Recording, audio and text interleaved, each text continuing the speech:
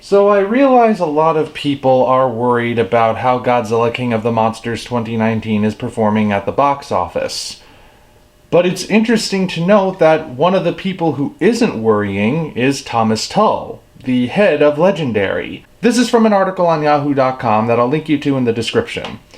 But the basic idea of what it says is, Thomas Tull stated they were kind of expecting a slightly lower domestic box office, domestic for America at least, but since Legendary is owned by a Chinese parent company, they're really counting on non-American box office, international box office that is, to make up for that.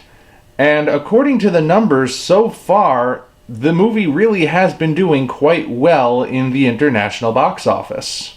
According to Box Office Mojo here, not only has the movie passed the $60 million mark domestically, it's also passed the $190 million mark worldwide. That's including the domestic.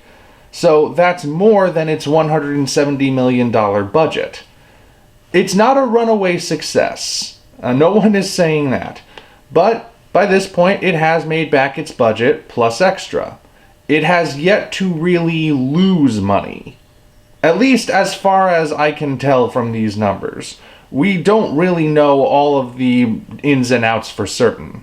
And getting back to the Yahoo article, there are analysts interviewed who say that maybe Thomas Tull is being a little too glass half full in his perceptions. It's possible that King of the Monsters is a sign of troubled times ahead for the Monsterverse at the very least.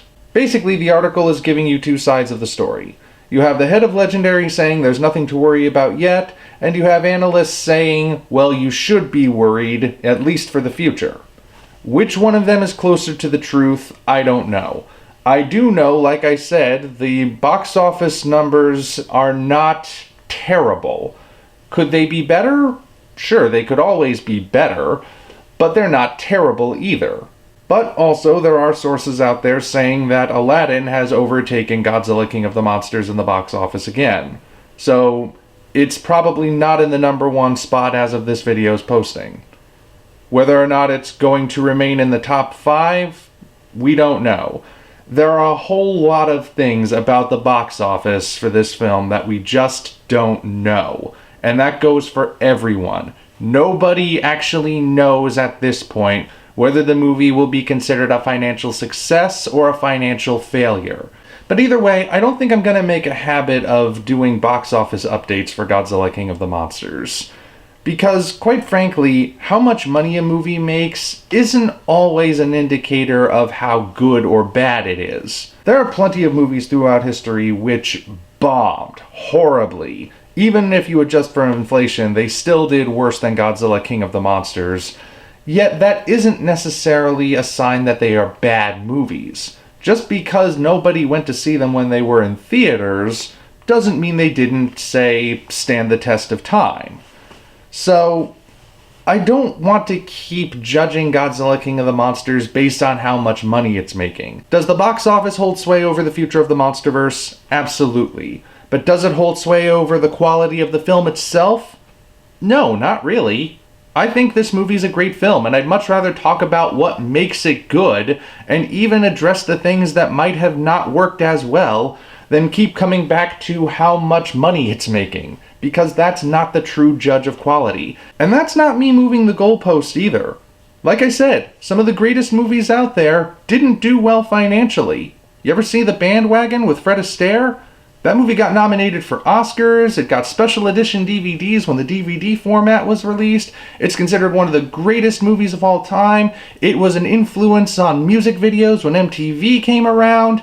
It was a bomb. Nobody went to see it, yet it's still considered one of the greatest movies of all time. Didn't matter how much money it made, because today it's considered great. But then again, that's just another unknown factor. We don't know if Godzilla King of the Monsters will withstand the test of time because not enough time has actually passed yet. It hasn't even been 2 weeks since it was released. But either way, I'm done judging it based on how much money it's making. From here on out, I'm going to judge it strictly as a work of art, because film is art, and that's how it should be judged. So, that's what I'm doing from here on out. Until such time as I make that video, this is the Omni Viewer signing off. If you enjoyed this video, be sure to like it as well as subscribe to the channel for more content of a similar nature. Also, check the description for links to our Twitter, DeviantArt, and Patreon pages, as well as the Amazon link for the novel Operation Red Dragon: The Daikaiju Wars Part 1, penned by yours truly. Thank you all, and we appreciate your support.